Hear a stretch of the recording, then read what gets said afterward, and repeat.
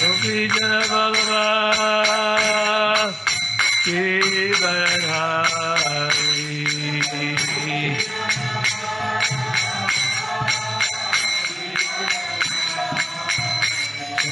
Gopijana Ballabha Giridhari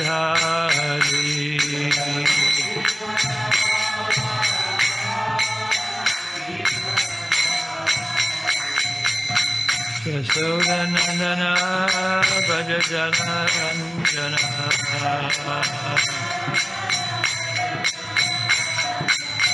Yasodanandana Bhajajana Ranjana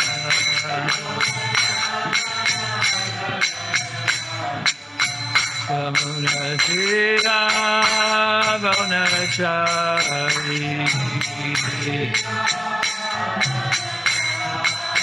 Yamuna Tira Bhavanachari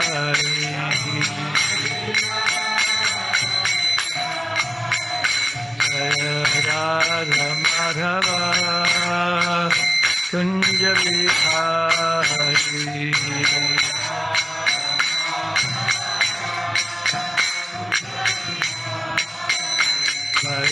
Radha Madhava Kunja Vihari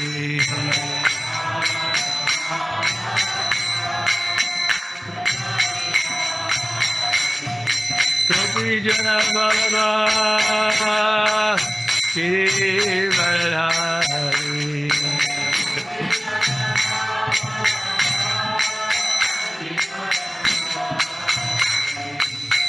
Yasodanandana Bhajajana Ranjana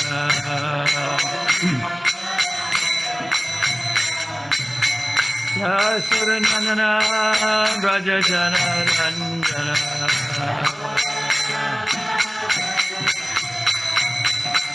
Yamuna Tira Bhavanachari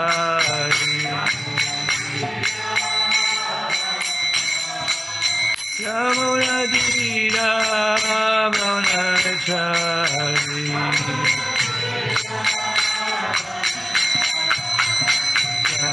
Radha Madhava Kunja Vihari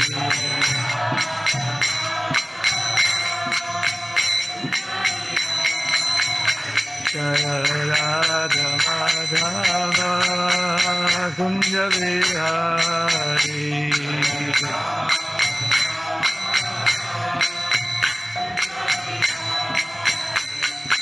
Gopijana Ballabha Giridhari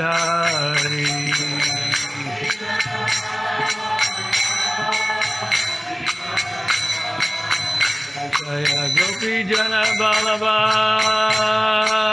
Giridhari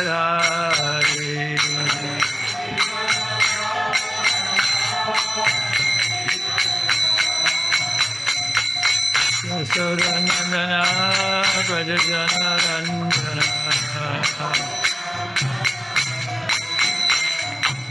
Yasodanandana Bhajajana Ranjana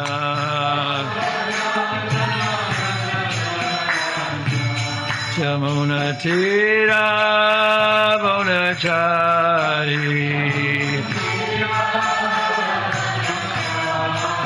Yamuna Tira Bhavanachari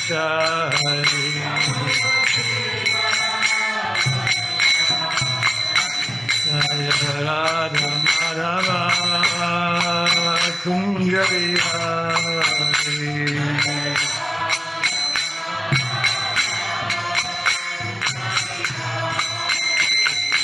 Gopijana Ballabha Giridhari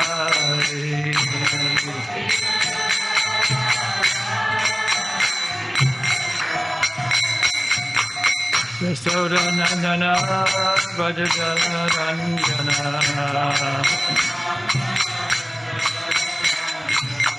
Yasodanandana Bhajajana Ranjana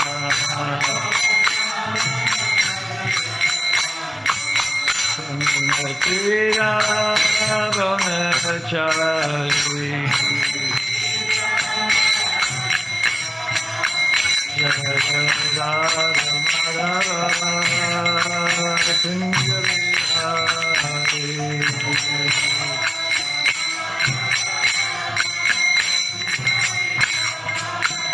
Hare Krishna Hare Krishna Krishna Krishna Hare Hare Hare Rama Hare Rama Rama Rama Hare Hare Hare Krishna Hare Krishna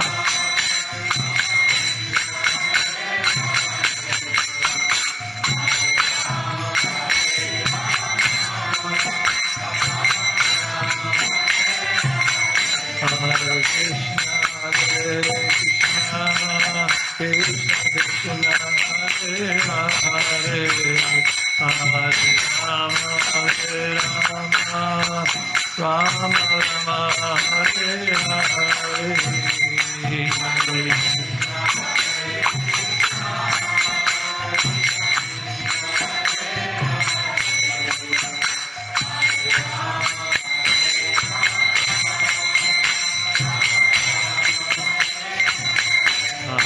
Krishna, Hare Krishna, Krishna Krishna, Hare Hare, Hare Rama, Hare Rama, Rama Rama, Hare Hare.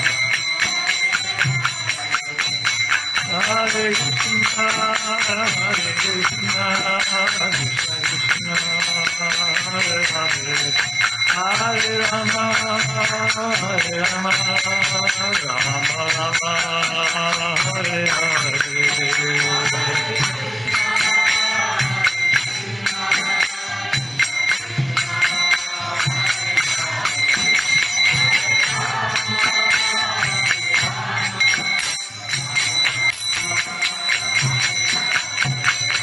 Hare Krishna, Hare Krishna, Krishna Krishna, Hare Hare, Hare Rama, Hare Rama, Rama Rama, Hare Hare Krishna,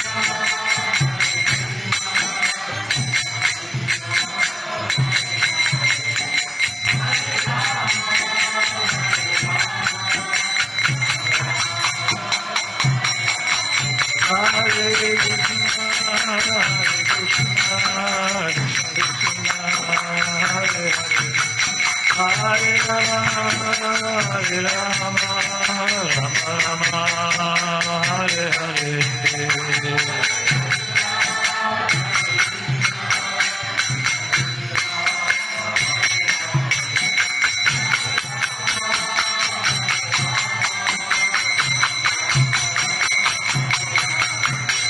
Jaya Guru Bana, Jaya Guru Bana, Jaya Guru Bana, Jaya Guru Bana.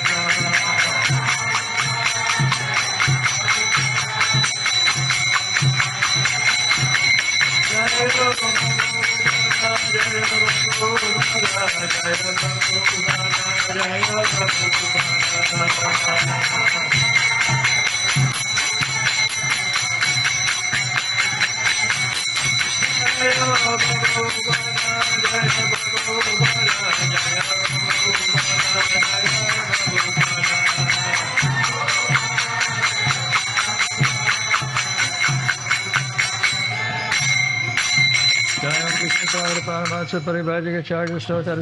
Srimad Divine Grace Shri Bhaktivedanta Goswami Srila Prabhupada Ki Jai.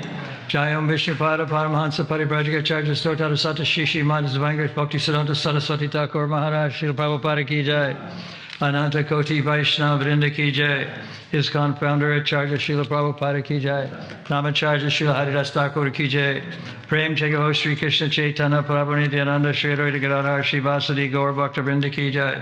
Shri Shri Radha Krishna Go Gopinath Shama Kunda Radha Kunda Giri Govardhana Ki Jai. Shri Shri Vrindavan Dham Ki Jai. Navadvip Dham Ki Jai. Shri Shri Mayapur Dham Ki Jai. Shamaveda Bhakta Vrinda Ki Jai. All glories to the assembled devotees. All glories to the assembled devotees. All glories to the assembled devotees. All glories to Shri Shri Guru and Shri Gauranga. Narayanam Naraskicham Naram Chaivam Narotamam Devim Sarasatim Vyasam Tato Jaya Mudirayat Nasta Prayeshu Apadreshu Nityam Bhagavata Sevaya Bhagavati Uttama Shlokir Bhakti Bhavati Naistiki. Reading from the Srimad Bhagavatam.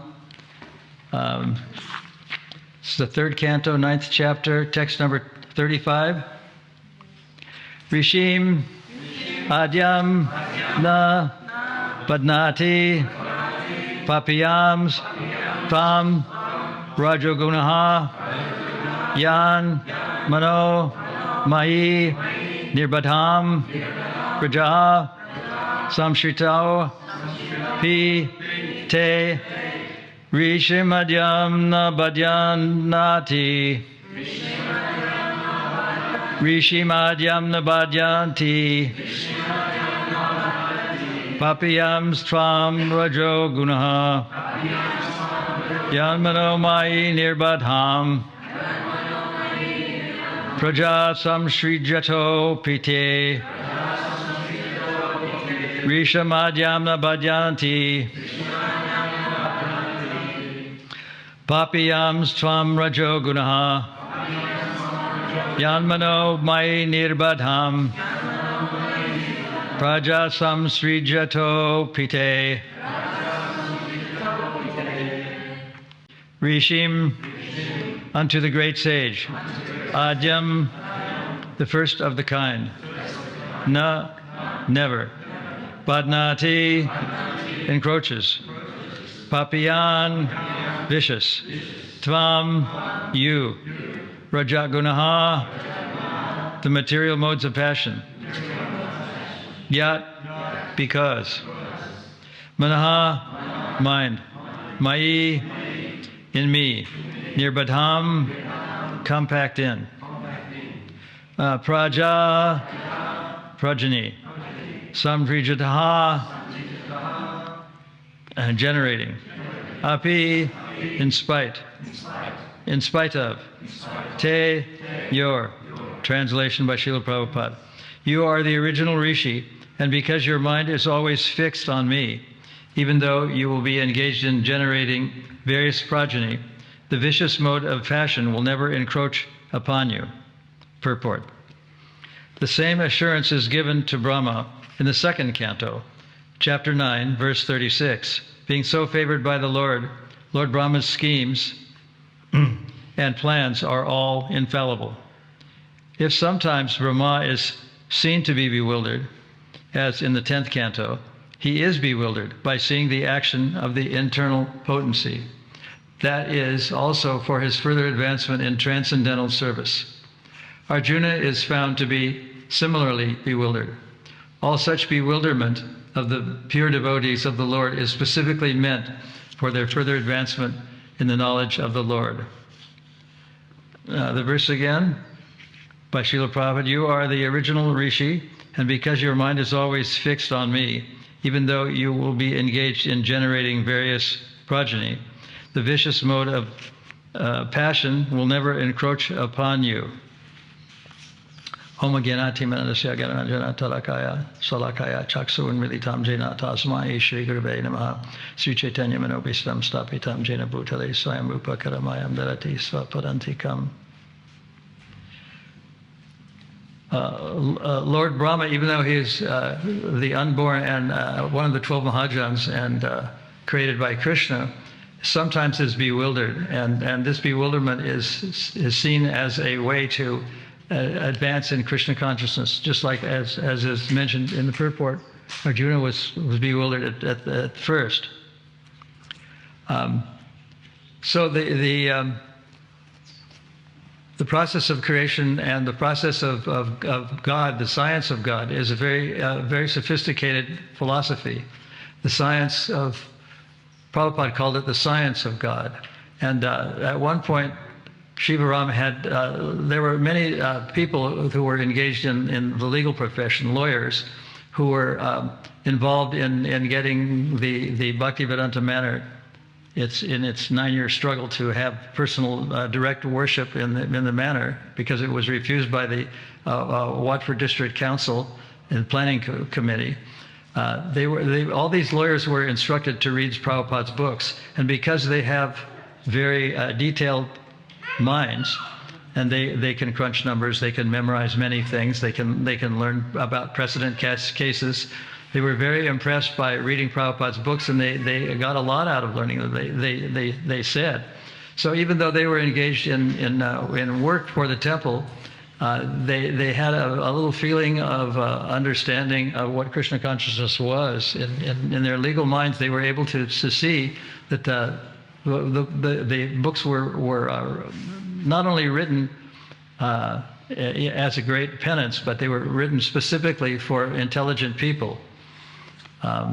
Prabhupada called it the science of God. And in one message, he says that that Krishna consciousness is a cultural movement for the re-spiritualization of human society. But there were many different things that he said. Sometimes he said things that were mainly for devotees, and other times he said things that were not for devotees.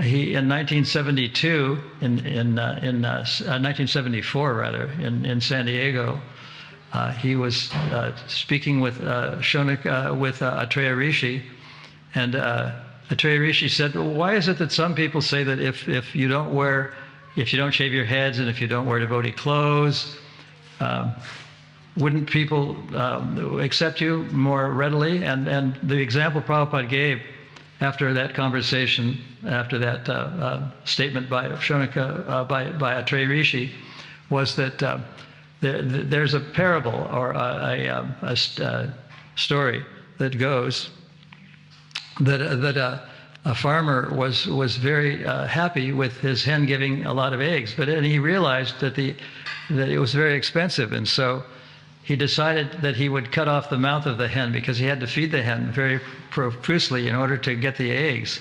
But what he didn't realize was that cutting off the head of the hen would cause the death of the hen, and there would be no more eggs. So Prabhupada was saying to Atreya Rishi that if we don't go on the street and chant, and if we don't wear devotee clothes and don't wear devotee hairdos and so on, then the essence is lost. And just like the farmer was cutting off the head of the chicken, if we don't practice the core values of Krishna consciousness, which is chanting in the streets and dressing like devotees, then everything will be a failure, and we won't get the eggs, we won't get the benefits of everything. So this also indicates that Lord Brahma is saying that Krishna is the creator of everything. He's not actually, he's known as a creator, but he's not really the creator. He's really more like an engineer. But the creation is actually done by the Lord. He creates the many universes very automatically. And these other devotees that are in charge of the gunas, Mahavishnu, and Brahma, and Vishnu, Brahma, and Lord Shiva, they're subsidiary entities, and they have to pray to Krishna for perfection. And sometimes Lord Brahma even tested Krishna. He tested him there's a famous pastime called the Brahma Mohana Lila, in which he stole cowherds and cows from Krishna, and Brahma, after they returned, they were almost immediately returned. Lord Brahma felt that he realized that he was a very subsequent engineer, and that he wasn't a creator, and that his testing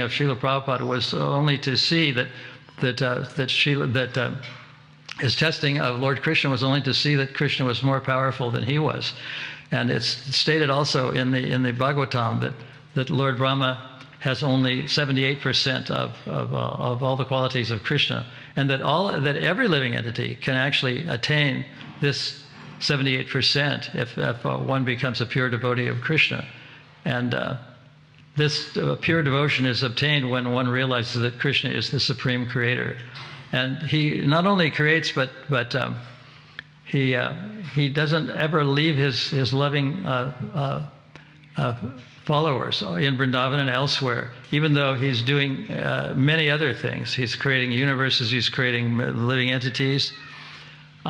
So this is a way to understand what is simultaneously one and different, how Krishna can be simultaneously one and doing and loving his devotees and reciprocating with them, and at the same time creating many different universes all over the creation. That is his supreme power, and that is what distinguishes God as we know God from the spiritual world, from other faiths that have a sense of God. I mean, even like primitive peoples, like in parts of Africa and parts of the United States, there's the so-called Red Indians and tribal peoples who live in India and Africa. They have a very simple conception of God. Anything that's great, they think is godly. A mountain or an ocean, something that's very big and powerful. They're submissive to such things, and they think of such things as God. But their idea of God as a mountain or a sea or a very powerful person is limited. It's not perfect. Whereas the science of God is a way of understanding that God can be simultaneously one and different. And how can anything be simultaneously one and different? Well, it's a very difficult concept to grasp and to understand. And Prabhupada said that it should be discussed every year, not just once, but every year. Meaning it could be discussed for many lifetimes and many thousands of years. And he said that it should be discussed even by the leaders of the society. So people are very eager to understand the sophistication of God. And the sages of Naimisharanya, they heard people speaking for a long time, thousands of years, before they could even begin to understand the nature of Krishna. Krishna is so powerful and so variegated that most people have a very primitive and not quite thorough understanding of God. And in Vishwanath Chakravarti's prayer, we recite every morning, by the mercy of the spiritual master, one is benedicted by the mercy of Krishna. It also means that in Krishna consciousness, we don't think of God as an old man sitting on a throne in the clouds somewhere up in the sky, but he has material manifestations. Like when he became the son of Yashoda, he sometimes cried real tears, and he's kind of like a perfect actor. He can play the part of an ordinary human being, and he can play the part of the all-powerful Krishna, which he is. It's not exactly playing the part, but he can play the part of an ordinary person. And some people think of him as an ordinary person. Prabhupada is very critical of the devotees, or so-called devotees, who think of God as being an ordinary person.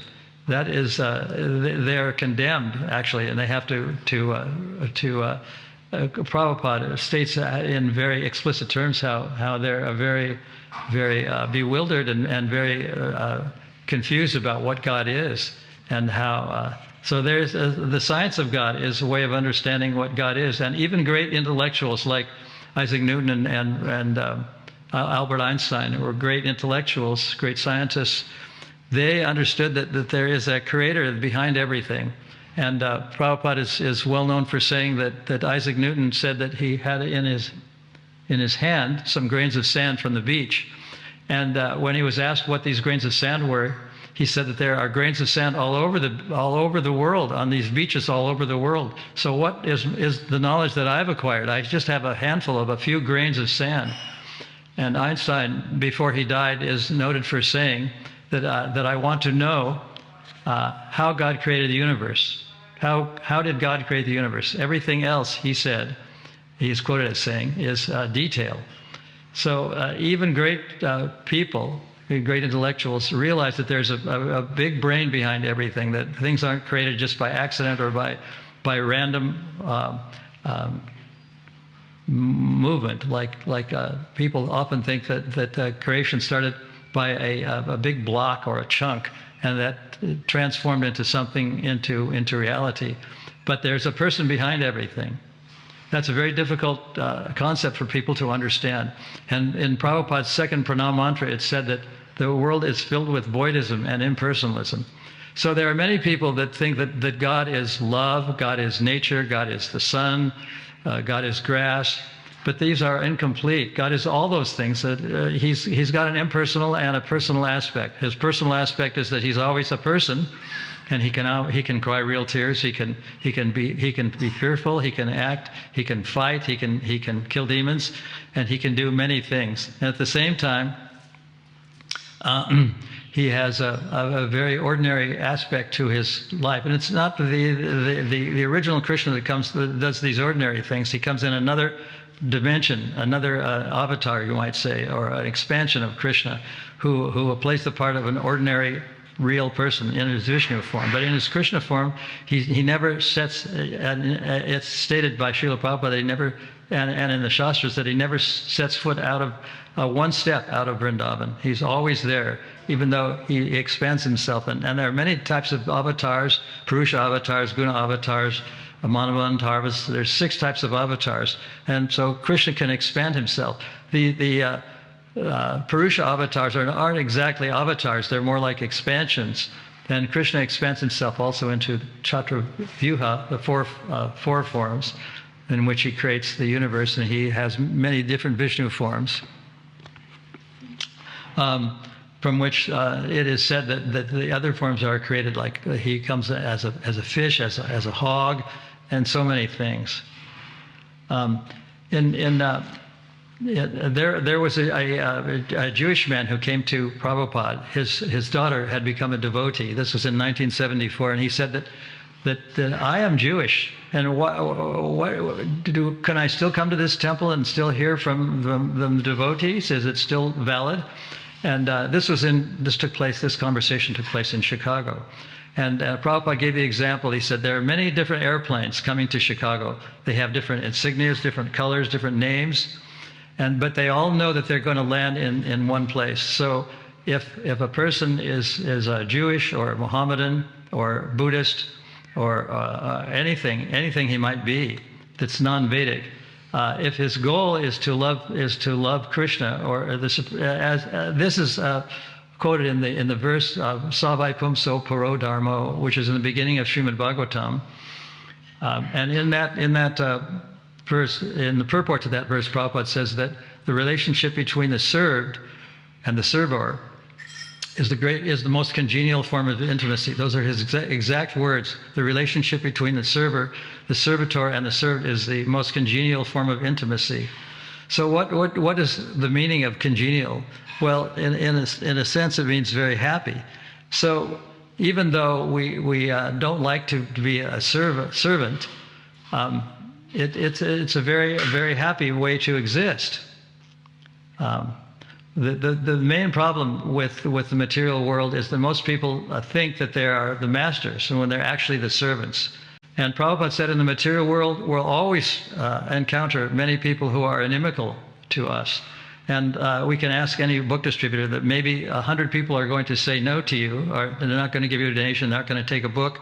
But if one person gives a donation and takes a book, then that effort of trying to distribute books in a very mundane situation, in a mundane environment, is a very worthwhile thing. Because even though maybe only 1 or 2% of the whole world population actually can become devotees, it's worthwhile. In Kali Yuga, very few people can become devotees. Most people are very materialistic. And even though they express that they have concern, they have compassion, they're paradukkha dukhi, it's really only the devotees who are really full of compassion. They think that everyone is suffering in the material world, and they want to alleviate that suffering. They feel the suffering as their own suffering. It's like feeling the whips on other people's back as a whip on our own back. That's a devotional attitude. Whereas people in the material world, temporarily they're compassionate, temporarily they're concerned about other people, and there are many hospitals and many clinics to alleviate different types of pain that people feel. But the real pain that people feel is that they're suffering in the material world because they don't have a concept of God or a creator. And if they do have a concept, it's a very limited concept. It's a concept of God as love, or God is nature, or God is the moon, or God is the sun, but it's or another person, but it's very limited. So in the prayer we sing every day by Vishwanath Chakravarti, he says, only by the mercy of the spiritual master can we be benedicted by Krishna. This is a kind of a step towards impersonalism, or a kind of belief that we can be God conscious even if we don't see God. But in Krishna consciousness, we realize that God is available through personalities. When people come to temples to hear lectures, sometimes they're not particularly very penetrating intellectually or sophisticated, but people tell stories like I do. They tell things about their own life, how they realize Krishna consciousness, what effect it has on their own lives. And this is what convinces many people that Krishna consciousness is worthwhile. They can't just by reading, although reading is a type of hearing, but by hearing anybody speak about the realizations they can have for Krishna consciousness, that convinces people more than anything that Krishna consciousness is real. So there are two things. One is reading, and I ask all of my followers to read at least 30 pages every day, because reading is very important. There was some people that were advanced in the sense that they were living in ashrams, but they disappeared one day because they had not been carefully reading what Prabhupada had written. Prabhupada had written these books. He got up sometimes at 2 or 3 o'clock in the morning to write while people were sound asleep, and he often said that his only complaint was that people were not reading my books. That's what he said. He worked so hard to get these books out, to he'd get up in the middle of the night and in the dead of night and read and translate books. And he often said that what the devotees are saying is already written down. Often Prabhupada, we see in his writing that he quotes from Padma Purana, from different Upanishads, and while that's very important that we hear from people, because they're only repeating what has already been said, written down and said by others. Of course, it's not always the case that people, when they quote various Puranas, they're quoting the real thing. So it's a very difficult path in a sense, that we have to find we can only become Krishna conscious if we take shelter of a pure devotee, and a pure devotee is a person who can quote shastras and they quote shastras that are meaningful. There's a saying that the devil quotes scripture. That was talked about when one of the presidents of the United States would speak. He was saying that he was like the devil quoting scripture. I won't say who it was because it happened a few years ago, but that's one thing that happens when people don't realize God. They think God can be even the devil. They have a very primitive idea. So when Krishna book first came out, I was in England. Krishna book was first published. Prabhupada wanted many people to have that book. And so one of my attempts was to go to someone in the daily news reporter in the Daily Mail, and I didn't know much about who Krishna was, or know much about the Srimad Bhagavatam or Bhagavad Gita, but but he was very impressed, but because a devotee came and spoke with him, and he even wrote in his article that Krishna consciousness is the balm, consolation, and hope of our present world despair. I mean, he just got that from the little bit of association he had with a devotee. Balm, consolation, and hope for our present world despair.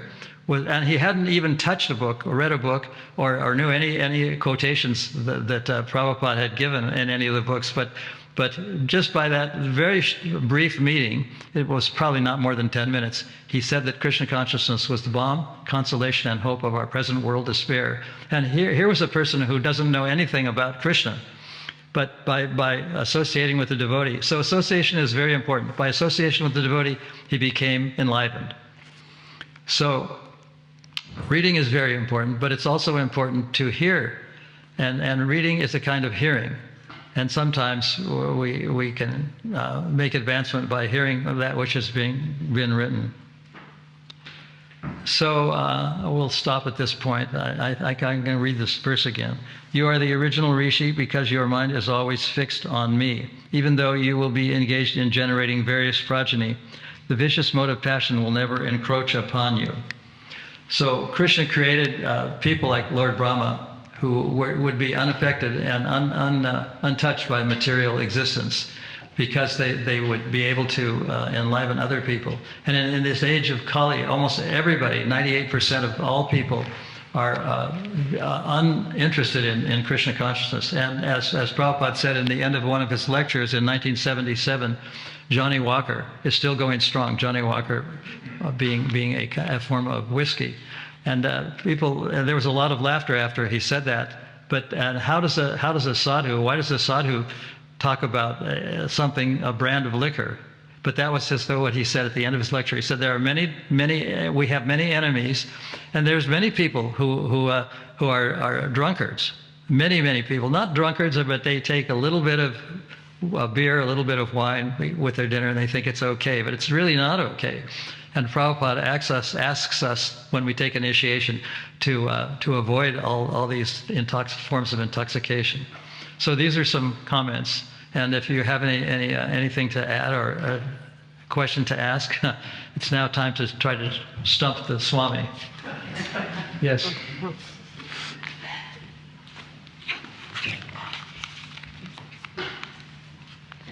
Thank you, Maharaj. I certainly won't be trying to stump the Swami. Well, impossible for me. Just a quick question. Coincidentally, I was also listening to a Prabhupada lecture very early this morning, and Prabhupada was talking about how Krishna incarnates in all the different species of life. And I'm just wondering if you've read anywhere or heard anywhere whether that's in other planets, or is it also on this Earth planet? Well, yeah, I think it's also on this planet, because he acted as Nrsimhadev on this planet. He came as Matsya, he came as Hiranyaksha to save the earth from the water. So the different manifestations of Krishna can appear anywhere, as far as I know. Thank you.